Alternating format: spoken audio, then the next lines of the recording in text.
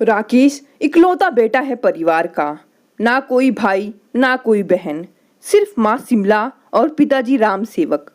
राम सेवक का दिनचर्या था काम करना, थोड़ा टहल लेना, खाना खाना और पत्नी की डांट डपट सुनना और सो जाना। किसी ने उनके मुंह से शब्द नहीं सुना। मोहल्ले वाले तो उन्हें गूंगा समझते हैं। वही पत्नी सिमला इसके बिल्कुल विपरीत थी। पूरे घर में आतंक फैलाती थी। वैसे राकेश अक्सर घर पर नहीं रहता, हॉस्टल से ही पढ़ाई कर रहा था। शिमला को बोलने की आदत थी। कोई नहीं मिलता तो घर की नौकरानी राधा को ही डांट देती, हर कामों में नुक्स निकालती। राकेश अपने घर वालों से इन अर्थों से भिन्न था कि आमतौर पर उसका सोचने का एक मौलिक तरीका था। शादी के ख्याल से जब उसने अपने आसपास देखा तो कॉलेज में उसे अपने से 1 साल जूनियर बीकॉम में पढ़ती गीता अच्छी लगी थी। सबसे पहली बात यह थी कि वह उन सब औरतों से एकदम अलग थी जो उसने परिवार और अपने परिवेश में देखी थी। गीता का पूरा नाम गीतांजलि था, लेकिन कोई नाम पूछता तो वह महज नाम नहीं बताती। मेरे माता पिता ने मेरा नाम गलत रखा है। गीता आग की तरह ही हमेशा प्रज्वलित रहती, कभी किसी बात पर, कभी किसी सवाल पर। तब उसकी तेजी देखने लायक होती। उसकी इसी अंदाज से प्रभावित होकर राकेश ने सोचा वह गीता को पाकर रहेगा। पढ़ाई के साथ साथ वह पिता के व्यवसाय में भी लगा था। इसीलिए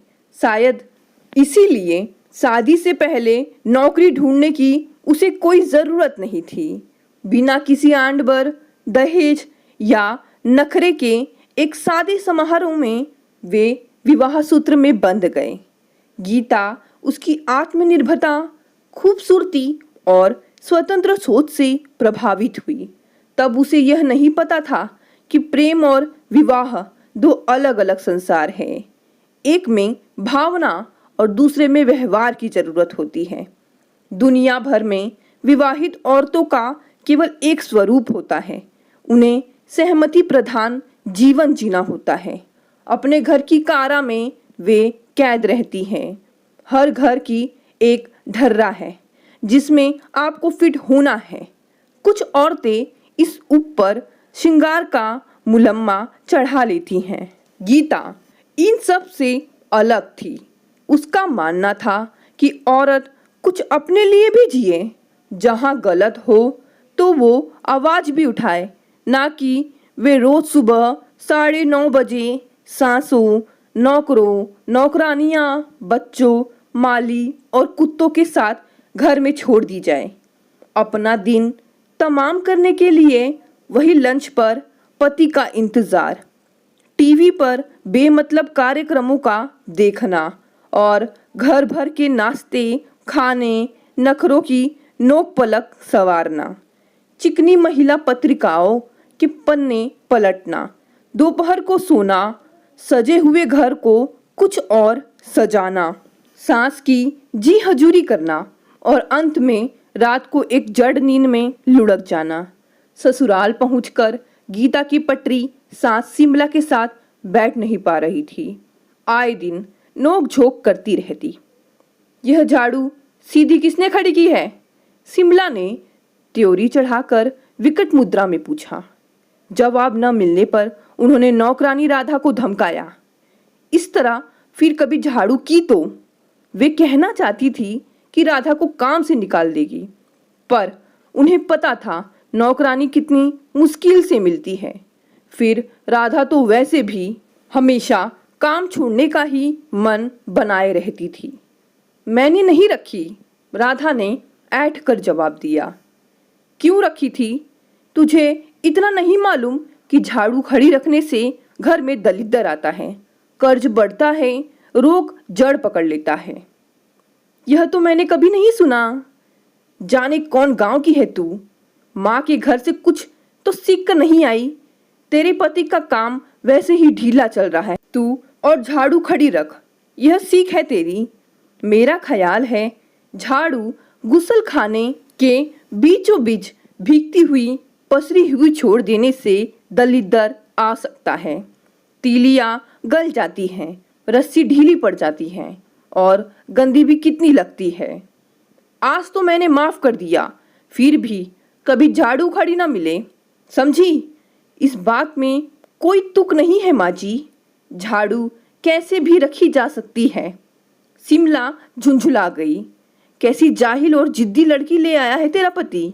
लाख बार कहा था इस कुदेसिन से ब्याह न कर, पर नहीं, उसके सिर पर तो भूत सवार था। यह सब तमाशा देख गीता को हंसी आ गई।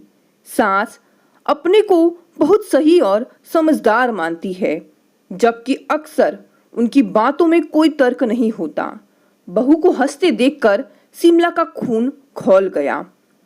इसे तो बिल्कुल अक्ल नहीं, उन्होंने राधा से कहा। माँ जी चाय पियेंगी? गीता ने पूछा। शिमला उसकी तरफ पीट करके बैठी रही कि बात का जवाब देना वे जरूरी नहीं समझती। वैसे भी उनका ख्याल था कि बहुओं को सिर नहीं चढ़ाना चाहिए। गीता ने चाय का गिलास उनके आगे रखा तो वे भड़क गई। वैसे ही मेरा कब्ज के मारे बुरा हाल है, तू चाय पिला पिला कर मुझे मार डालना चाहती है। गीता ने और बहस करना सही नहीं समझा और चाय का गिलास लेकर कमरे में चली गई। बेटे राकेश के घर आते ही शिमला ने उसके सामने शिकायत दर्ज की। तेरी बीवी तो अपने को बड़ी चतुर समझती है, अपने आगे किसी की चलने नहीं देती, खड़ी खड़ी जवाब टिकाती है। राकेश को गुस्सा आया।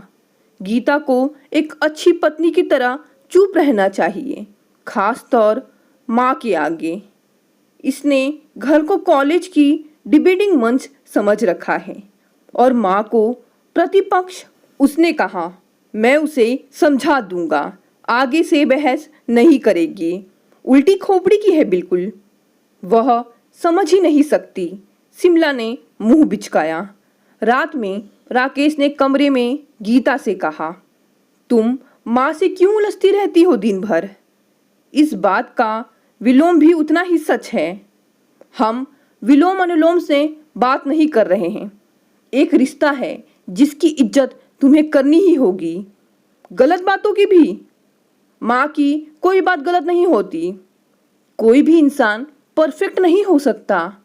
राकेश तहस में आ गया। तुमने माँ को इम्परफेक्ट कहा। तुम्हें शर्म आनी चाहिए। तुम हमेशा ज़्यादा बोल जाती हो और गलत भी। तुम मेरी आवाज़ बंद करना चाहते हो? नहीं, मैं एक शांत और सरुचिपूर्ण जीवन जीना चाहता हूँ। गीता अंदर तक जल गई इस उत्तर से, क्योंकि यह उत्तर हजार नए प्रश्नों को जन्म दे रहा था। उसने प्रश्नों को होठों की क्लिप से दबाया और सोचा, अब वह बिल्कुल नहीं बोलेगी, यहाँ तक कि ये सब उसकी आवाज़ को तरस जाएंगे।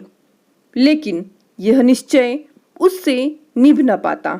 बहुत जल्द कोई ना कोई ऐसा प्रसंग उपस्थित हो जाता कि ज्वालामुखी की तरह फट पड़ती और एक बार फिर बदतमीज और बदजुबान कहलाई जाती।